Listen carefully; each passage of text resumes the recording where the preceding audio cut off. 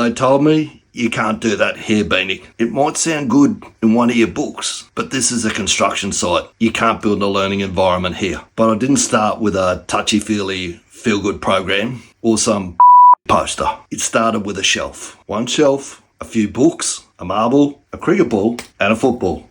That's how you build a learning environment. Not with noise, but with signals. Signals that say, we improve here and we think here. We actually give a about getting better together. Human beings don't just need motivation. They need a purpose, autonomy, and a shot at mastery. When you build that into your environment, your team will grow and they will improve. And what happens next is they start to own the change with you. You want to build your culture? Start with a shelf.